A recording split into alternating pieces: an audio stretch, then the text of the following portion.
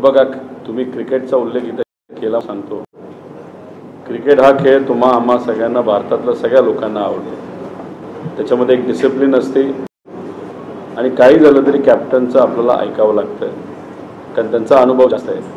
इथं सुद्धा आपण बघितलं तर शशिकांत शिंदे साहेबांचा जो अनुभव आहे तो दांडगा आहे आणि त्यांची सुरुवात जर आपण बघितली अतिशय सामान्य परिवारातली आहे. त्यातून संघर्ष करून ते पुढे आलेले आहेत. त्यामुळे त्यांच्या जीवनातून पण शिकायला खूप काही आहे, ते आम्ही सर्वजण शिकू.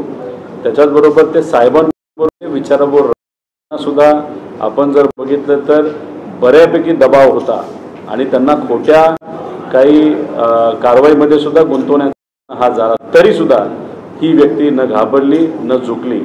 आणि ज्या पद्धतीने शशिकांत काम करतील तसंच जयंत पाटील साहेब हे काम करत आलेले आहेत आदरणीय पवार साहेबांच्या मार्गदर्शनाखाली.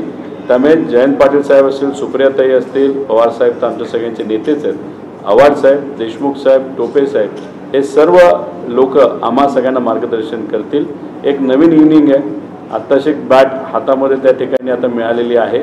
पण आत्तापर्यंत हे सर्व भारी जे खेळाडू होते, जे सर्व मी त्यांची नावं घेतली, त्यांना फार जवळून बघितलेलं आहे आणि काही टीम बदललेल्या लोकांना सुद्धा जवळून बघितलेलं आहे आणि अपोजिशन टीममधल्या लोकांना सुद्धा जवळून बघितलेलं आहे. तर बॅटिंग अशी करेल की जशी कॅप्टन आम्हाला सांगतील तशी, आणि टीमला जिंकवणं हेच मेन टार्गेट असेल, एवढं तिथे सांगतो. धन्यवाद.